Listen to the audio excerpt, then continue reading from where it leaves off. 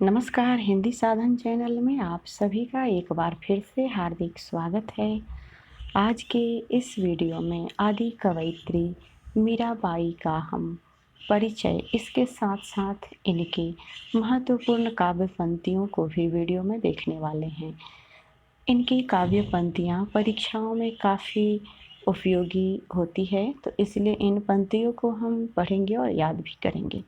तो चलिए शुरू करते हैं।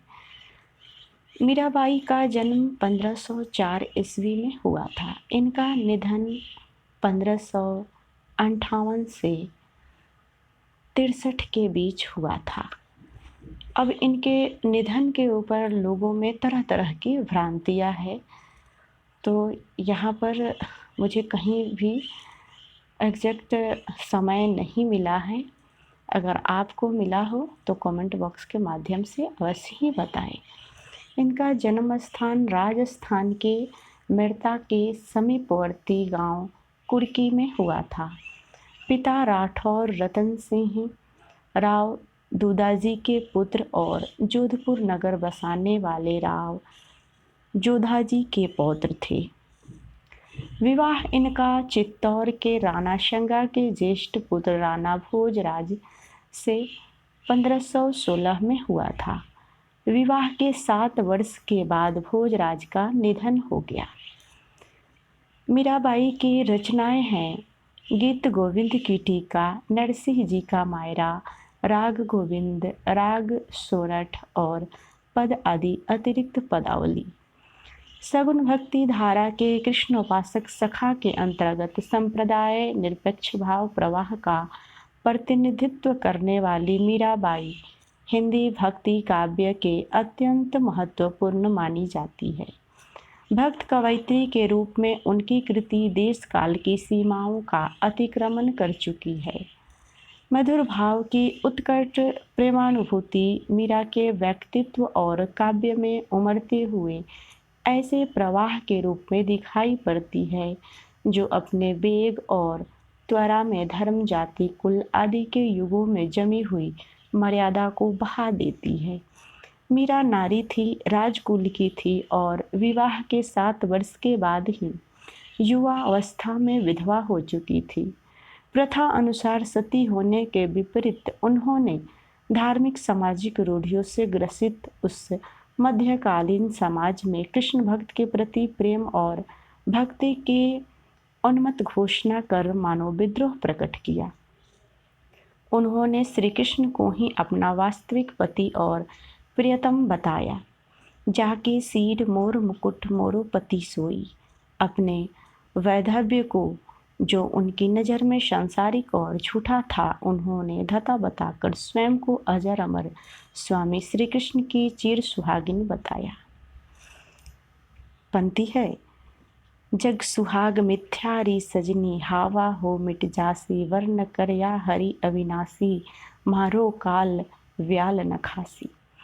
तमाम तरह के लोक स्वीकृति मर्यादा में विविध निषेध को उड़ा देने वाला यह विद्रोह ही था, किंतु मूलतः यह प्रेम भक्ति थी जिसकी आवेगमय अभिव्यक्ति विद्रोहात्मक हुई। मीरा के ससुर राणा शंगा के अवसान के बाद उनके उत्तराधिकारी राणा विक्रम सिंह को मीरा का आचरण असह्य प्रतीत हुआ। वे दिन रात कृष्ण के प्रेम में मतवाली रहकर साधु संतों के साथ मग्न होकर कीर्तन में लीन रहती, पाँव में घुंघरू बांधकर नाचती और कृष्ण को रिझाती। फलतः राणा ने उन्हें अनेक यातनाएं दी, किंतु वे कृष्ण प्रेम में अविचल रही। पुष्कर यात्रा से वापसी के समय वे भक्त मंडली के साथ वृंदावन चली गई और वहां से कृष्ण के द्वारिका प्रवास की सुधि आने पर द्वारिका पहुंच गई। द्वारका में रणछोड़ मंदिर कृष्ण की मूर्ति के सम्मुख एकाग्र भाव से भक्ति में लीन रहकर उन्होंने अपना शेष जीवन व्यतीत किया। द्वारिका में ही उनका अल्प व्यय में अवसान हुआ। मीरा का काव्य भी भक्ति काल के अन्य कवियों की तरह लोक काव्य की सरलता, गूढ़ता और मार्मिकता का संस्पर्श करता है। वह राजस्थानी लोक संस्कृति और हिंदी जातीयता का पर्याय बन चुका है। मीरा का काव्य विषय की दृष्टि से एकमात्र उत्कट श्री कृष्ण प्रेम का काव्य है, एक रस और एक सार, किंतु कहीं भी वह अपनी ताजगी और मोह का आकर्षक नहीं खोता। कृष्ण के भक्ति प्रति मीरा का एक निष्ठ अटूट समर्पण उत्तरोत्तर दुने वेग से उमड़ते भावों से परिपूर्ण है। इसीलिए पाठक और श्रोता को भाव विभोर तथा तल्लीन कर देता है। अपनी सांगीतिकता, माधुर्य, संप्रेषण, अभिव्यक्ति एवं भाषा के कारण यह व्यापक लोकप्रियता अर्जित कर चुका है। उसमें आनंद और वेदना का मनोहर संगम है, जो मानव हृदय का कालजयी स्वतत्व बन गया है। मीरा की तुलना भारतीय साहित्य में तमिल के वैष्णव भक्त कवयित्री गोंदा अंडाला और कश्मीर की शिव भक्त कवयित्री ललित से भी की जाती है, किंतु सबसे बढ़कर वे कृष्ण की प्रेयसी राधा से तुलनीय प्रतीत होती है।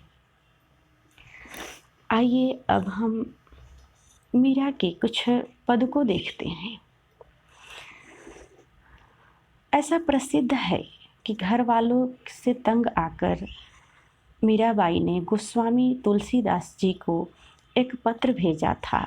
इस पत्र में उन्होंने जो पद लिखा था वह पद यहाँ पर प्रस्तुत है, आप देख सकते हैं। स्वस्ति श्री तुलसी कुलभूषण दुसह हरन गुसाई, बारही बार प्रणाम करहूँ अब हरहूँ शोक समुदाई। घर के स्वजन हमारे जीते सबन उपाधि बढ़ाई, साधु संग अरु भजन करत मोहि देख कलेस समाई। मेरे माता पिता के सम हो हरि भक्तन सुखदाई, हमको कहाँ उचित करी वो है सो लिखिए समुझाई। इस पर गोस्वामी तुलसीदास जी ने विनय पत्रिका का यह पद लिखकर भेजा था। जाके प्रिय न राम वैदेही, सोनर तजिय कोटि बैरी समझदपि परम स्नेही। नाते सबे राम के मणियत हृदय सुवेस्य जहाँ लो, अंजन कहाँ आँखी जो फूटे बहुतक कहो कहाँ लो। इस पर गोस्वामी जी ने विनय पत्रिका का यह पद लिखकर भेजा था। जाके प्रिय न राम वैदेही, सोनर तजिय कोटि बैरी समझदपि परम स्नेही। नाथ सबे राम के मनियत सहृदय सुवेश जहाँ लो, अंजन कहाँ आँखी जो फूटे बहुतक कहो कहाँ लो। पर मीराबाई की मृत्यु द्वारिका में संवत 1603 में हो चुकी थी, अतः यह जनश्रुति किसी भी कल्पना के आधार पर ही चल पड़ी। मीराबाई की उपासना माधुर्य भाव की थी, अर्थात वे अपने इष्ट श्री कृष्ण की भावना प्रियतम या पति के रूप में करती थी। पहले यह कहा जा चुका है। इस भाव की उपासना में रहस्य का समावेश अनिवार्य है। इसी ढंग की उपासना का प्रचार सूफी भी कर रहे थे, अतः उनका संस्कार भी इन पर अवश्य कुछ पड़ा। जब लोग इन्हें खुले मैदान मंदिर में पुरुषों के सामने आने से मना करते, तो वे कहती कि श्री कृष्ण के अतिरिक्त और पुरुष है कौन जिसके सामने लज्जा करूं। मीरा का नाम भारत के प्रधान भक्तों में है और इनका गुणगान नाभाजी, ध्रुवदास, व्यास, मलुकदास आदि सब भक्तों ने किया है। इनके पद कुछ तो राजस्थानी विस्तृत भाषा में हैं और विशुद्ध ऐतिहासिक ब्रज भाषा में है, पर सब में प्रेम की तल्लीनता समान रूप से पाई जाती है। इनके बनाए 4 ग्रंथ है, इसका पहले ही मैं वर्णन कर चुकी हूँ। नरसिंह जी का मायरा, गीत गोविंद का टीका, राग गोविंद, राग सोरठा। बसो मोरे नयनन में नंदलाल, मोहनी मूर्ति सांवरी सुरति, नैना बने रसाल, मोर मुकुट मकराकृत कुंडल, अरुण तिलक लिए भाल। अधर सुधारस मुरली राजति उर्वजंती माल, छद्र घंटिका कटी तट शोभित नुपुर शब्द रसाल। मीरा प्रभु संतन सुखदाई, भक्त बछल गोपाल। अगला जो पद है वह है मन रे परसि हरि के चरण, सुभग शीतल कमल कोमल त्रिविध ज्वाला हरण। जो चरण प्रहलाद पर से इंद्र पदवी धरन, जिन चरण ध्रुव अटल किन्हु राखी अपनी शरण। जिन चरण ब्रह्मांड भेटियो नख सीखो श्री भरन, जिन चरण प्रभु परश लिन्ह तरी गौतम धरनी, जिन चरण धरयो गोवर्धन धरब माधवा हरन, दासी मीरा लाल गिरधन अगम तारन तरन। तो इस प्रकार से ये जो पद हमने देखा है वह मीरा जी के द्वारा रचित पद है।